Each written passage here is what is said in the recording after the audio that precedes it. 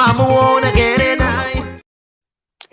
Right, 2 November 2021, and today I'm joined by Dr. Feddious Mutenheri. How are you, Doctor?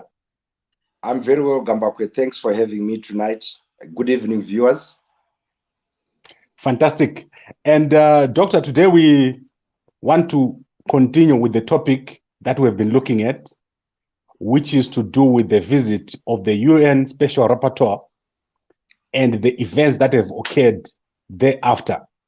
And specifically, I want to look at the response by the United States of America after the release of the report by Professor Elena Dohan. Did you see their response?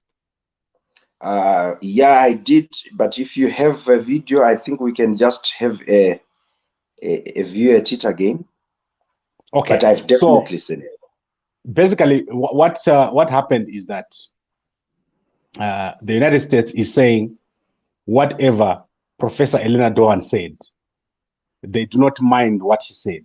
Their position remains the same. So let me play that quick clip very, very quickly. I have not seen the special rapporteur's report out of Zimbabwe, but let me be clear. Our sanctions target individuals and institutions that are committing human rights violations. And we make every effort to ensure that those sanctions do not impact the people. What is happening in Zimbabwe is a result of bad policies in Zimbabwe. What is happening in Zimbabwe is the consequence of their leadership. It is not a consequence of our sanctions. And we will always resist any criticism of us that says our sanctions are the result of our sanctions are impacting people unfairly. And you certainly will see that we will be criticized for this. We're criticized for it by the government because they know that they are responsible for these actions. And I regret that the special rapporteur made the decision to put this in his report. Right, Doctor, I think you have seen this statement by the United States of America. Have you also seen the statement by Tendai Biti after the release of this report? I have. Okay, I think let's replay it. It's a quick clip that I'm going to play. I want you to see the alignment between the United States and the MDC alliance. So what happened was that we had a general election on the 11th. I apologize. Do you have sound there? I don't have sound. I do have it. Okay. All right. So what happened was that we had a general election on the 11th of March 2001, as all of you know. And it was contested between the late and great President Morgan Tsvangirai and, of course, President Robert Mugabe, who's lying in a grave 147 kilometers from where I'm standing here in rural Zimba. Before the eve of this election, Zimbabwe expelled European Union observers that were led by Swedish international Pierre Schori. And Pierre Schori was a very senior diplomat in Brussels. He had been one of their commissioners. Those of you who know the infrastructure in Brussels, the infrastructure at the European Union and the European Commission. Now, you don't expel observers. The community of nations will react to you. And this is one of the things about measures taken against Zimbabwe. They are own goals. They are authored and mothered by Zimbabwe's own omissions and commissions and by Zimbabwe's own refusal to play according to the standards of international law and the international community. When Pierre Schori and his team were expelled, the European Union immediately started consultations in terms of the Cotonou Agreement. The Cotonou Agreement is the agreement between the European Union, between Brussels and members of the ACP. The ACP stands for African, Caribbean, Pacific countries. So they have a relationship with Brussels, and that relationship is called the Cotonou Agreement, which is a successor to the Lomé Agreement. So Article 6 and Article 96 of the Cotonou Agreement says if a member state fails to uphold certain standards in terms of that agreement, certain punitive measures will be taken. It is as a result of the Article 6 and Article 96 consultations in terms of the Cotonou Agreement that targeted sanctions were placed on some individuals in Zimbabwe. Right.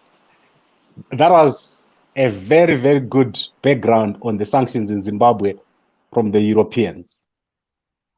Do you agree that Zimbabwe should be under sanctions for something that happened 20 years ago? Gambakwe, thank you very much again for that question. I had thought probably we will start with a direct response to our question that is right in front, but I will answer it. I would want to come from the angle of our question tonight, but we'll answer your question. In fact, I've got a problem with that question that says, is USA backing hating Chamisa? And you are asking me, do you agree that we should be under sanctions 20 years down the line? I think the generic question should have been, is the ZANU-PF government doing enough to win the hearts and minds of Zimbabweans, even though they are under targeted sanctions or under various types of measures? I want firstly to debunk the myth. There is a myth that has been bred and created and used over and over by ZANU-PF, a myth that if Western countries, the United States of America, the European Union, and many other countries, if they support or they seem to back, let me say, the MDC alliance or Chamisa by extension, it is malevolent, it is contemptuous. And when it is ZANU-PF that is socializing or being backed by whichever country, European, American, then it is benevolence. It is like they should, it is welcome. That myth should be debunked. Right.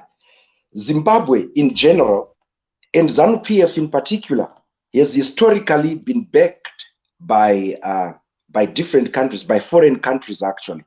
If we go to the pre-independence period, we had China, we had Russia that backed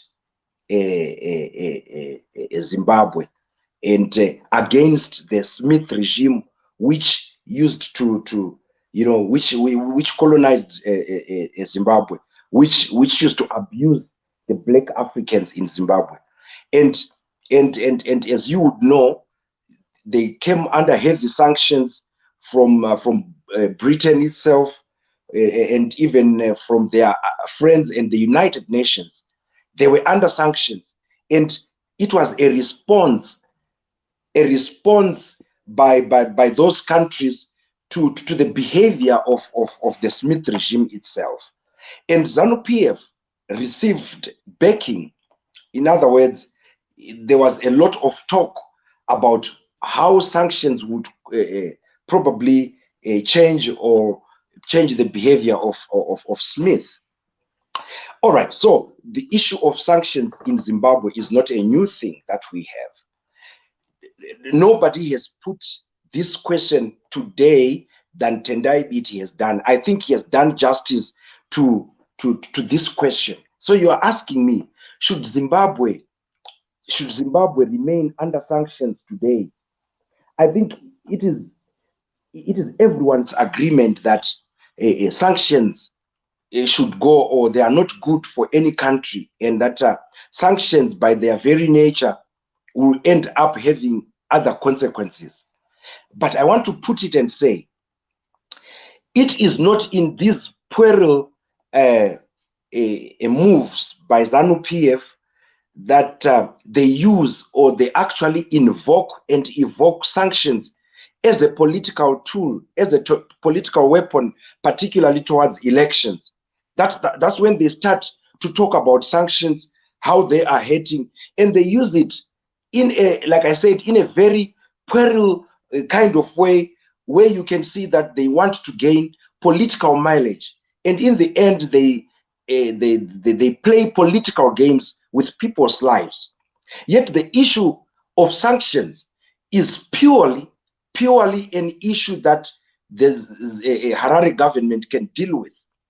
It is either a bilateral or multilateral issue with those people that have put those.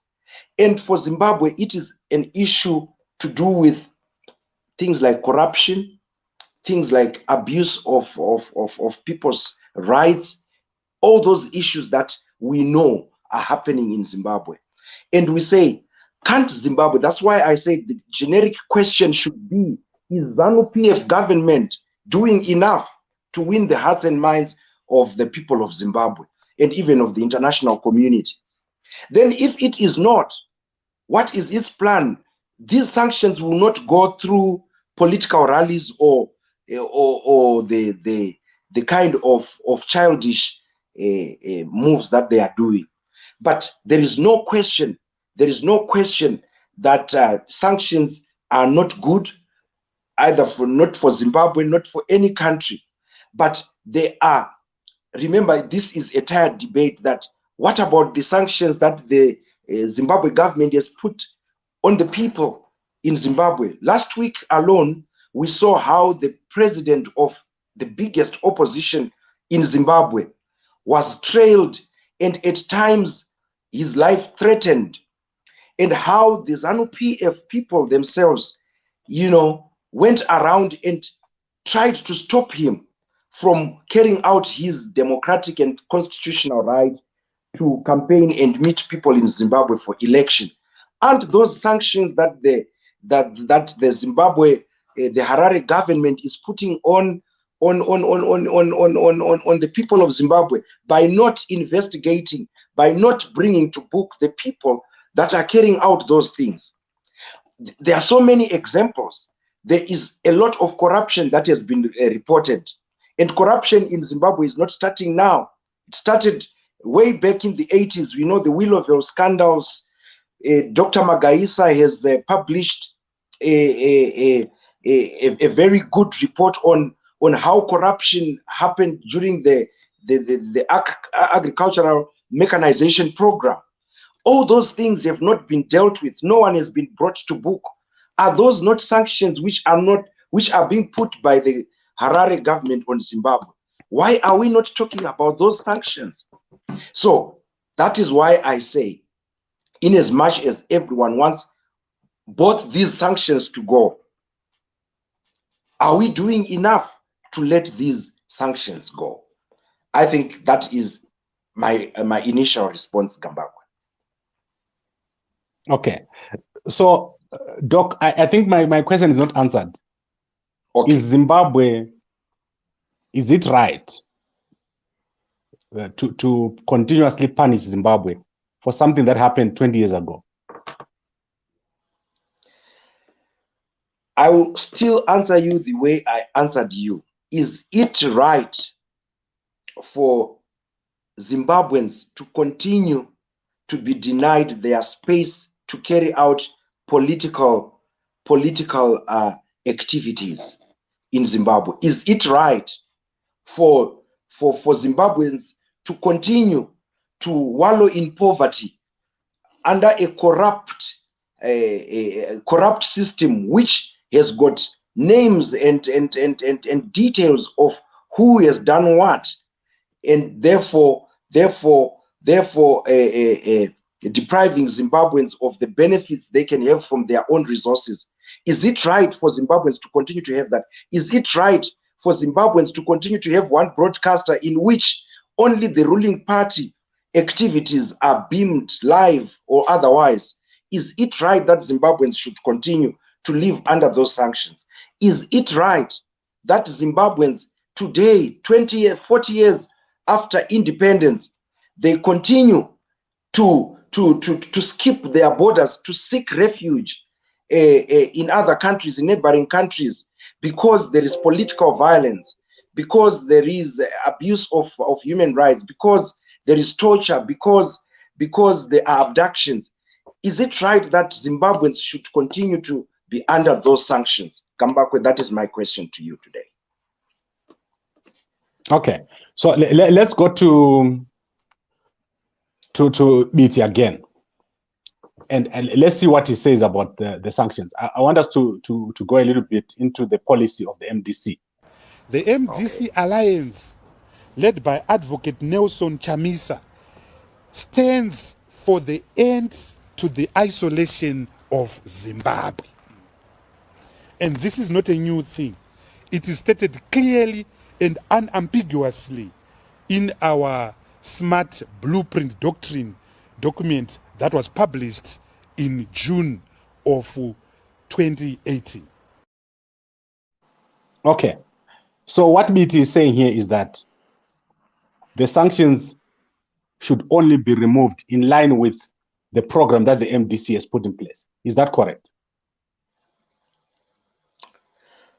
Remember that question presupposes that the MDC has the power to remove or to cause those countries that have put sanctions on Zimbabwe to be removed, and which I think it's an overrated and overly abused a statement.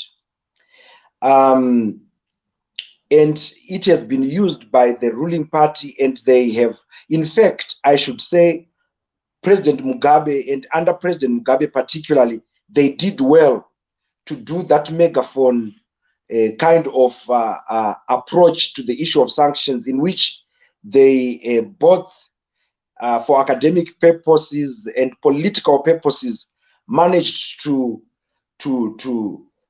accuse the MDC and to put the Rus on MDC for the imposition of those sanctions, which I think again is a myth, and normally time tends to make people forget the actual events of the times when these things happened. So that the question that is it right that the sanctions should be removed in line with the MDC's roadmap? I think that question doesn't come at all, because, like I said in my initial thoughts, it is up to Zimbabwe, it is up to the Harare government to deal with the concerns of those people that are punishing them, and negotiate rather than play politics like what is happening, rather than making it a political rally issue. This issue should be an issue to bring to the table and discuss. I heard you were discussing the Taliban last week and talking about how they discussed with the American government. Today, the President Mnangagwa is in Glasgow in Scotland. He's meeting the big leaders. In fact, those that have imposed, he should talk to them. He should get to the table with them. He should negotiate with them, and then come to the agreement and as to how those sanctions can be removed. What are their concerns? What is Harare government doing? The MDC has no part there. This is politicking, and that Rus remains what it is, a myth. And the MDC, it is only doing is it is calling for the opening up of the space, the democratic space in Zimbabwe. And what is ZANU-PF doing? It is using the issue of sanctions as a political weapon, like I said, rather than getting down to the bottom of it and solving it. Let him come out of Glasgow with a deal that says Zimbabwe will not be isolated again. And we want also to hear that he should say Zimbabweans should never suffer abuse in their country again. I think that's where the question is. It is not about the MDC. I think that has been an overstated statement. Okay, let's go to the issue of dialogue. And the Professor Elena Dohan recommended dialogue in Zimbabwe. Do you think the position that has been taken by the MDC is conductive for dialogue, allows dialogue to take place? It's a yes and no. This has to be a give and take kind of scenario. ZANU-PF can't have their cake and eat it. They can't create Poland for themselves, create the conditions that are suitable for them, and want to have dialogue with others in their own house. That it won't operate that way. Right. So on that part, it's a no. But yes, they can happen. The negotiations can happen. How? If ZANU-PF realizes that this is a matter of life and death for the people of Zimbabwe, and they have to stretch their hand, otherwise they are the ones who are in government. Invite a very, very neutral referee, whether the one that they like most. We have always had South African interlocuting or intermediating between these two parties. They can still bring them. The churches in Zimbabwe have also said they can do that. So it's up to ZANU-PF to realize that they have to give something as well if they are serious about solving the issue, not only of sanctions, but of the endemic problems that Zimbabwe suffers today. So ZANU-PF cannot create a platform which suits themselves and expect that will be a fair dialogue.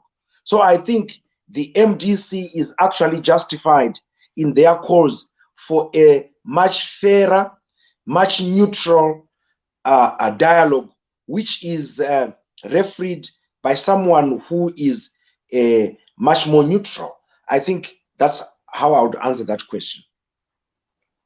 Okay, so from what you've said, and I think you saw my interview yesterday with the ZANU-PF spokesperson for South Africa, Mr. Kennedy Mandaza.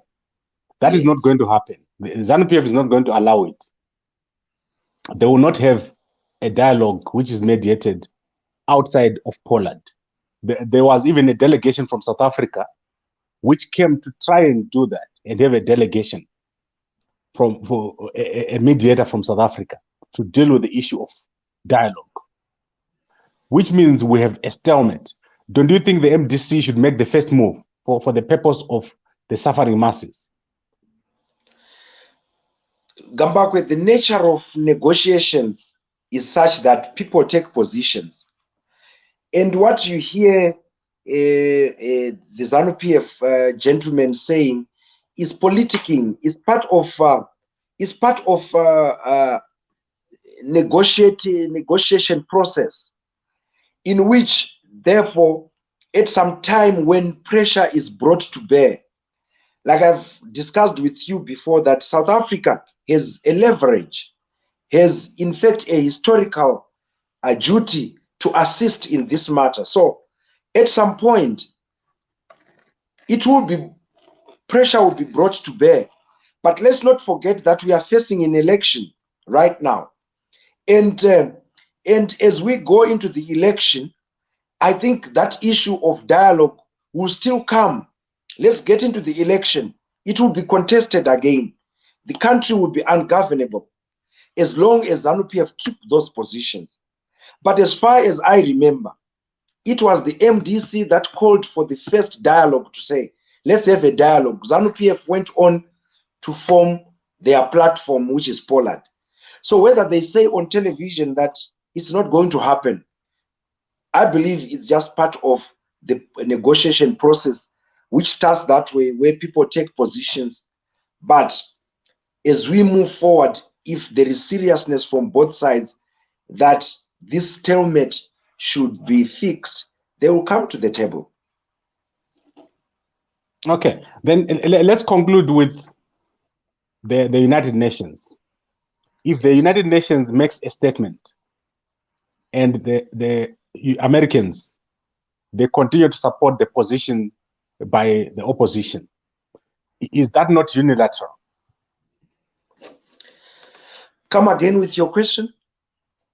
I'm saying the United States, the United Nations has clearly spelled out that people are suffering in Zimbabwe. The sanctions are harming ordinary people. But the United States has continued to support the position of the opposition or the MDC. Is that not unilateral? Okay, I think the issue of whether the sanctions are unilateral, bilateral, multilateral, Tendai Biti dealt with it in that press conference in which he brought us into the history of how that came to be. But look, remember the rapporteur's visit, it's still shrouded in a mystery as to who invited her, what mandate did he have? And I think that question, let's answer it in September next year when she presents it to the United Nations.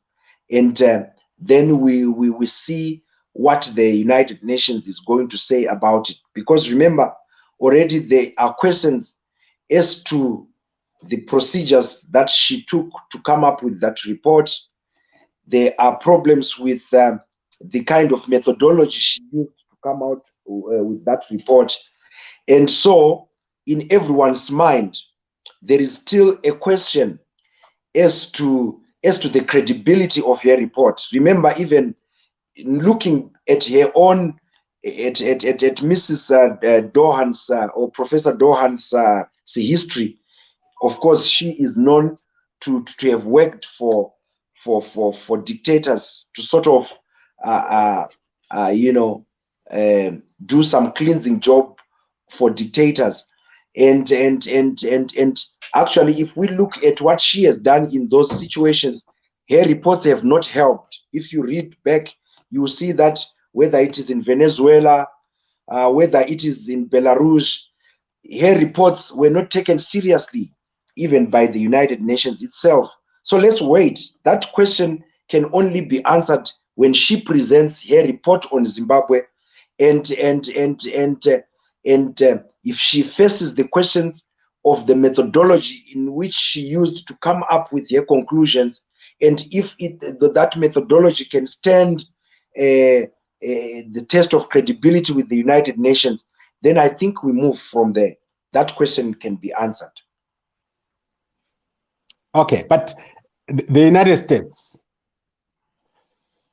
I asked this question to one of my other guests before. What is their game plan in Zimbabwe? Do you think they have a plan? Like if you ask them now, what is the roadmap for removal of sanctions? Do they understand what needs to be done there in Zimbabwe and what the impact of these sanctions are? You are asking me to answer for the Americans whether no, it's an analysis. It's an analysis. Let's look at the Americans. Look, they have built the biggest embassy in Africa, in Zimbabwe, 2 years ago. They've maintained a presence in Zimbabwe. They are seeing people every day suffering to a great and unexplainable length, but they maintain the sanctions without a plan. In fact, in addition to that, I mean, as a joke, is that even here in Botswana, the American embassy and the Zimbabwean embassy actually are neighbors. They share a wall right here in Botswana. It's actually amazing. I mean, yes, there is obviously a plan, because according to the Americans, their issue with Zimbabwe is on human rights, on constitutionalism. And you remember under the government of national unity that there was already moves under the government of national unity of engagement. in which some American senators were even sent to Zimbabwe. You still remember, I've forgotten the name of one of the main senators who came here, and they kept on a fact-finding mission to see how Zimbabwe had moved in terms of improving their situation. And at that stage, there were hopes that something was going to happen. The Zidera was going to be scrapped, and you still remember even with the negotiations like the Lima, which Minister Chamisa was spearheading. All those things show us that once Zimbabwe makes the move to correct the issues, the disputes that they have with those that have imposed sanctions on them, then there is always a plan that can take them out of this situation. So I think yes, Zimbabwe must follow constitutionalism, respect of for human rights, and then I'm sure those people who have imposed sanctions are willing to talk to them. And in Okay, my but let's go analysis, to the game plan. What is it that the Americans want to achieve in Zimbabwe? Is it for the removal of ZANU-PF, or a government, an MDC government? What is it that they want? we cannot speculate on what they have not said, but only on what they have said. Like I said, basically, if you read Zidera, it is about issues to do with the issues or to do with human rights, the issues to do with the rule of law, the issues to do with corruption, the issues to do with all those, the myriad of the problems that emanate from Zimbabwe. And that is their stated foreign policy for Zimbabwe. And you must understand that Zimbabwe has ceased to be much of an important a space for the Americans ever since the fall of, the end of the Cold War, in which there was always the battle between those who were socialist and those who were capitalist. And therefore, the question for me is definitely on the issue of those issues that I've just highlighted, the constitutional issues I've highlighted. Any other thing that is not stated, that is for politicians now, which they use to say the Americans want to recolonize, the Americans want to do this and to squander our resources. But what are the Chinese doing today? The Chinese who are given free roam in Zimbabwe, they are involved in very dark and opaque deals there, platinum deals. People are being displaced from their homes. And what are the Chinese doing? They are squandering our resources. In fact, when we talk about the interests of Americans, let's not talk about that which they have not stated, but let's talk about the exact things that are happening. Why are the Chinese allowed to do whatever they want? Why are the Chinese allowed to squander resources, our own resources? Why are they allowed to remove locals from their homes, traditional homes, so that they can exploit our resources? And after all, they are not developing those areas where they are doing their activities. And in fact, they are environmentally destroying those spaces. These are the people we should be talking about. What is their interest? And what is our government doing to curb their excesses? That is where the question is. People tend to politicize this issue. The Americans right now are not in Zimbabwe to do anything. They are just asking to say, can there be constitutionalism? And that's what they are stating. Any other thing is political whirlwind. It's political hot air to try and make the political alternative, which is MDC, a so-called puppet and a so-called like they want to sell a country to someone. It is being sold already, by the way. So that controversy that comes from that question should be dealt with.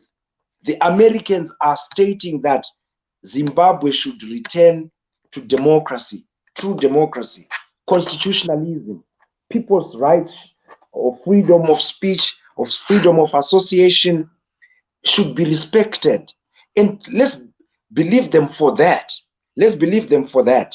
And that question has always been raised against the Zambian current Zambian president when he was in opposition. But look how he is, where he is taking our country, where he is taking their own country. Recently, they were traveling to Scotland. What did he do? He just went into a commercial, into the economic class with 2 ministers, we are told, less than 10 people accompanying him, only using less than 10,000 US dollars. What did we do? Our lavishness, even in the middle of poverty, in the middle of trouble, we take an entourage of 100 people to Glasgow. The pictures are out there. The first thing they think of is to enjoy, celebrate with a very, very smooth whiskies. Start to think of galas celebrating that they are in the... Zambia is saving a lot of money there. We are gobbling $1 million US dollars. That is where the issue is. And you in the media, like yourselves, Gambakwe, those are the questions that you should come here and ask and say, what do you make of Zimbabwe using $1 million to go to Glasgow, yet our neighbors, Zambia, who are now starting to do well, are only using 10,000. What is the purpose? Those are the critical questions, Gambakwe, which I wish the media should raise. These pseudo questions of pseudo patriotism, which tries to show others as less patriotic than others as puppets and others as not, doesn't work.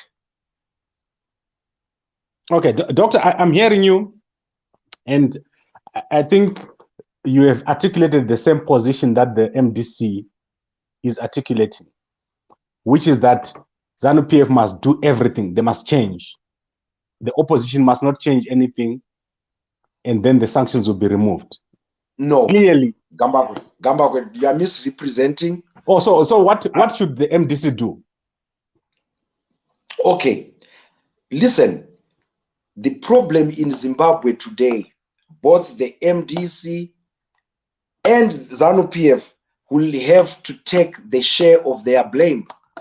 But the larger chunk of that blame goes to the ruling party that has been in power over the years, that has been responsible for the policies, most of which have been destructive policies. They are the ones who are most answerable. You can't come to my house and I am the father and I'm the provider of my house, and you want to give equal measure of blame to my son as much as me. No, you have to confront me, the father of the house, and ask me, why is this happening in your house under your watch? And then if the son has helped me somehow, then we will deal with the son on their own. But as it stands, the MDC has only stood for what most Zimbabweans are yearning for. You understand? And in this, I do not think it is very helpful to continuously point a finger to MDC to say, when you talk sanctions, then it's synonymous with MDC. No, the very issues that I have highlighted and articulated here, and which are in the public domain anyway, are the issues that you, the media people, should deal with. And when we deal with those, I'm sure the Harare government will listen and will know which way to go. Okay, let's get out with a look at what Professor Elena Dohan said. I think this is one of the best prepared reports I've ever seen. Personally, I've read through all the 12 pages, But I want to just play for you the summary of what she said during a press conference. I'm calling for a structural dialogue, not only within the country. There shall be a dialogue between the government of Zimbabwe as well as other states. And I was very happy to find out, after talking to the representatives of diplomatic community, that this dialogue has started. I have heard from all of them that they are in the process of negotiation, and that's a good start.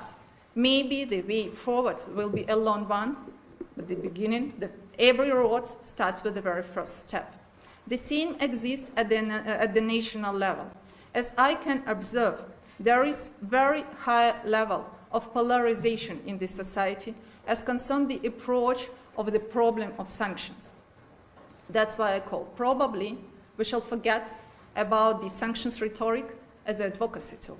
Probably we shall start speak about law, facts, and human rights protection. Let me put it to you, Doc, that the actual problem is that the Americans and the MDC alliance, they are not ready to move from their current position, even in the face of the report that says ordinary people and not the targeted people are suffering. Well, Gambakwe, you don't raise a very important question, a very critical question, without interrogating that report which you so sing praises of. I've read it as well. It has serious problems. Never mind that Tendai Biti has already highlighted some of the major problems. Look, just from the clip you have given even right now, she does not emphasize the dialogue that should happen within Zimbabwe. The dialogue that actually is an important dialogue, and between who and who. So she brushes that aside and goes to say there shall be a dialogue between Zimbabwe and other countries, and she points out even those countries. You know why? It is because her report plays very well into ZANU-PF, in that it is easy for ZANU-PF to say Mrs. Dohan's report says there shall be dialogue in Zimbabwe and Pollard, and then you see Monzora obviously he's jumped in and say the official opposition is now in dialogue and stuff like that. There is a problem there with the air report because it did not go down to the real issues which are an endemic problem in Zimbabwe, that of stolen elections, that of actually disputed elections, in which she has to deal with Nelson Chamisa, who was the actual opposition there. She did not even touch on that. And so that report, far from what you are saying that it is the best report ever, I don't know what you see best about it. That is the most one-sided report. And as Tendai Biti has said, true, it looks like it was prepared well before she came, and it's sad. And therefore your question on whether Americans and the MDC, and I don't know why you are coupling them together, that they do not want to change their position, it is because of such dishonest kind of reports. And like I told you, let's wait until there is verification of this madam to see who sent her, who was the who paid for her travel, and who requested for this particular investigation which she was doing. And once we verify that, once we know that the United Nations is fully behind her, then and the other questions are dealt with of the methodology of coming out with that report, then we are able to answer those questions. But unless and until we answer those questions, then the question you are asking me does not arise at all. It does not arise at all, because that report misses the point. It misses the reality on the ground. It is basically, to quote Tendai's words, prepaid. So he said, I laughed when I heard that, pre-manufactured and long prepared before she came, and which it is, Gambakwe. It has serious methodological problems about approaching the Zimbabwean problem. Which takes us the issue of polarization. And she's raising this important issue of polarization. No one wants to move from their position. Don't you agree, Doc, that that is our problem in Zimbabwe? No. You know what our problem is? I will repeat these words. Our problem is idle musing by our own government. Do you see that besides us talking on this platform and in other platforms, this issue of sanctions is being talked about? Idle musing, less thinking by our government. Let me take you back a little bit, give me 2 minutes, to history. 1965, the UDI was declared by Smith. Sanctions, which were put in stages till 1979, were put on Smith. Smith realized that there was no way he could survive without British support because he got credit lines from there. He realized that there was no way he was going to survive without the support of other countries, even such as South Africa. What did he do? That is the time that he started, the imagination started, creativity started. How do we survive as a nation? How do we make our people survive? Because those sanctions were targeted to make sure that the white people rise up against Smith. Then what happened? Industry in Zimbabwe started to boom then.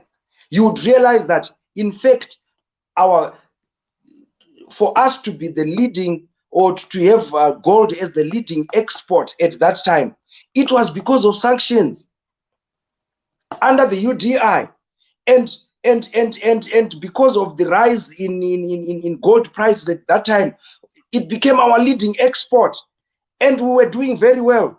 Did you know that today our manufacturing generates only about 1/10 or even less of our GDP? But guess what? Under Smith, hundreds of the new manufacturing projects that came up in Rhodesia that we started using even after independence, talk of manufacturing of our detergents, manufacturing of food, what is called import substitution. Smith did it under sanctions, and they were creative. They survived. There was a lot. They managed to bust sanctions with countries such as Northern Rhodesia and Nyasaland. Why are we not using our own SADC to make sure that we use the resources that we have? Platinum, I was talking to you about what is happening. What do we see? Chinese being given in opaque deals. What do we see? We see gold bars being smuggled on borders. There is lack of imagination. There is idle, like what I've said, idle musing. Instead of having creative leaders, what do? We have huge bloated entourages taken to the best cities of the world. Let's be imaginative. So right now what we will do is we will use the issue of sanctions to politic about it. To politic and say, MDC is wrong, ZANU-PF is right, ZANU-PF is wrong, MDC is right. That is useless. If I was in government today, that is the time for imaginative leaders. Guys, what do we do, whether sanctions are there or not? I told you, forget about this hot air. This is a political weapon because those who are in power just want power for the sake of it. After another 5 years, this story will come again. As long as themselves and their kith and kin can benefit, it is fine. As long as them and those who are close to power can benefit, it is fine. Election time, let's talk about sanctions. Indolence, slothful thinking, that is lack of proper statecraft. They don't know that being in power is public service. It's not this politicking. So this issue of sanctions actually gets some of us really angry to say, really, we are at it again, politicking. I'm telling you today, they will be removed, these sanctions, and then nothing will change. It is the nature, the character of our public administrators that has to change first. I think that should lay that debate. Come back. Okay, Doc, I always like to hear both sides of the story. See, one thing about me, Doc, is I listen to everything. So when Tendai is talking, I listen to him from start to finish. When Professor Elena Dohan is speaking, I listen to her from start to finish. When Ambassador Linda Thomas Greenfield is speaking, I listen to all the arguments. And also, I've been listening very attentively to you and watching all the comments that are coming up here. And I think to summarize. But while we are still there, I think I also want to take this opportunity to defend you. And I actually, like, people sometimes don't realize that you are the one who puts those comments to us so that we can see there. And I see quite a number of insults. I think it also takes a grit of a journalist to take that. And for you, one thing I give to you is that is tolerance of views. But to everybody out there, it is always good to disagree without being disagreeable, to disagree without insulting, to disagree without holding each other's throats. And one good thing about your journalism is that, yes, I appreciate the fact that as much as there are those who do not agree with you, and I'm talking to them right now, that is the nature of these people's job as journalists. And as long as they bring both views together, that is what a prosperous society should be. America, if you listen to Fox News and then after that you listen to CNN, you think you are living in two different Americas. But it is the nature of free speech that even we talk about, that there should be free speech. Someone should be able to come and say anything they want. And tolerance is the idea that what the other person is saying is what they strongly believe, and I should respect it. And that is the society we should be. Now this kind of approach that our colleagues have, yekuti chimbom gods, if you don't agree with the other one, it doesn't work. So thank you very much, Gambakwe, for that, and you can go on to your summarization. Okay, Doc, what I wanted to say, and thank you very much for giving me the support. What I wanted to say was what I took, and in the history of Zimbabwe, I believe that what Professor Elena Dohan has said is going to stand for years to come. Her discussion on polarization, on the need for dialogue, on the suffering of ordinary people.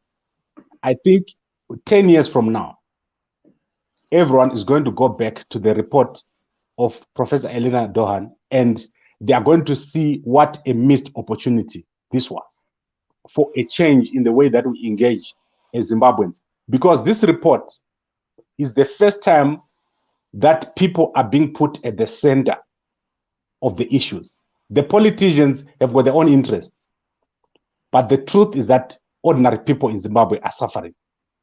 Companies are suffering, and people are not talking to each other. I think those things are true. Everything else, we can say a lot about what she did and how she did it. But those facts, I think they will stand. Yeah. Gambakwe, for me, you know me, I'm informed by history so much. Zimbabwe has had many, forget about the rapporteur here, but he has had commissions of inquiries into education, into political violence. Recently, we even had the Motlanthe Commission, and now we have Ms. Dohan, who would come with whatever. One thing I can tell you is that unless and until the Zimbabwe government summons the political goodwill, honesty, and real statesmanship to deal with issues, whether they lose power or not, these issues will still be put under the carpet, they will gather dust, and we'll never hear about them again. In fact, for this Ms. Dohan's report, the likelihood is that it will be distorted, and then it will be used as a political tool by the ZANU-PF government to engage in an inappropriate dialogue, and then they will miss the point. It will be used to just massage their political egos. Okay, let's say the sanctions are removed. If they are not willing to change, I've told you that unless ZANU-PF changes from within itself in terms of its approach, democratize, then Zimbabwe will still be stuck. These sanctions were not there in 1980. How many problems did we have in Zimbabwe? We have problems of great proportions. You have heard of Gukurahundi during that same period. From 1990 to 2000, you have heard of the political violence that had to do with the fast-track land reform. From 2000 till today, you have seen the political violence that we have seen. It's in the nature of the political party that we are talking about. Whether Ms. Dohan's things are implemented, does it mean Zimbabwe will change? I think no. That is why I say it is about Zimbabweans themselves. Are we approaching this issue with the honesty, starting with the government itself? That's where this whole thing lies. Forget about the hot air. It's politicking. I told you this is a political weapon, sharp weapon that they are using, and they are enjoying it. One day you'll be shocked that, in fact, they wanted them to stay. In fact, it is them who want them to stay, because when they are there, they have the mileage that they want. Okay, Doc, it's been a long hour, and I think let's bring this to an end and then come back again next week to talk about new developments. I know there's going to be new developments. I'm going to be watching what's happening with the Americans. They are not talking much about this, and we are very lucky that we saw that statement from Ambassador Linda Thomas Greenfield. That was amazing that she commented on this issue, because the Americans have been staying away from talking about it. Is there anything else you want to say before we close? No, rather than to just repeat what we have said, that let's face the Zimbabwean. I wish the Zimbabwean government, the officials, will come to their real senses and stop this dramatization, politicization of a real Zimbabwean issue. You should go to the Twitter of these gentlemen.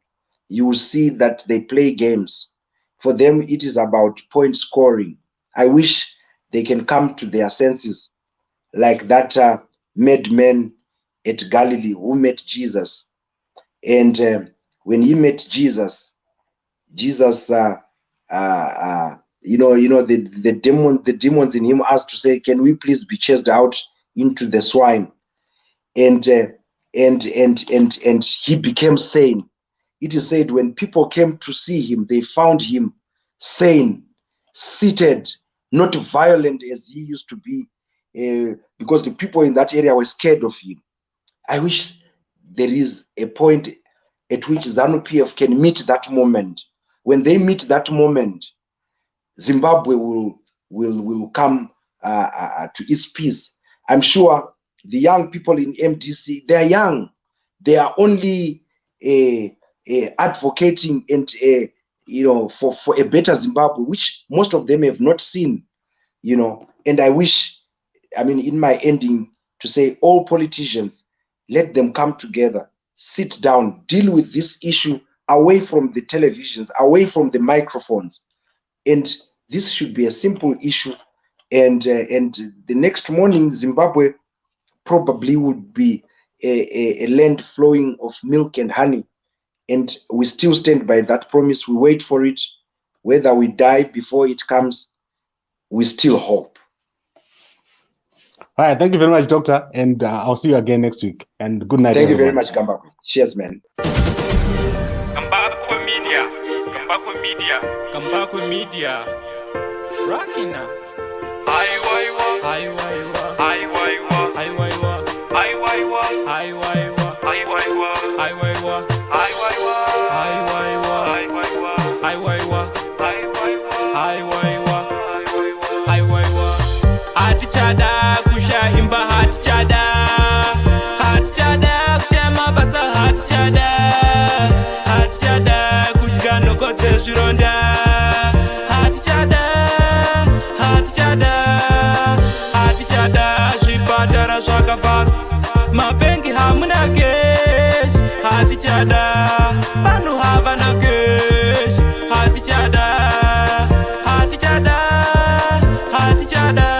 Jokwadi says Zakiri. Hatichade. Hatichade. In the next 5 years, itengeta papi mukufamba mumwe anongo pindura senge papa nenge afa asi kuva ndiyo chete chinu chinenge chafamba zvimwe zvese zvakamira kunge kombi isina diziri takangogara panzvimbo 1 semota isina mavhiri hapana kuti une plani kuzama ese maskiri kuti muri irarame kutsvaga mamwe madhiri izvozvo taramba ndati hatichada izvozvo ndaramba hatichada izvozvo taramba tati hatichada hakuna zvakadaro ha hatichada hatichada kushaimba hatichada hatichada kushema basa hatichada hatichada kudya nokote zvironda hatichada hatichada hatichada zvipatara zvakafaka mabengi hamuna kesh hatichada panu havana kesh hatichada hatichada hatichada aiwaiwa aiwaiwa aiwaiwa aiwaiwa aiwaiwa aiwaiwa aiwaiwa aiwaiwa Ayahe, ayahere, ayahe, ayahere. Uyo, uko, kuno, apo.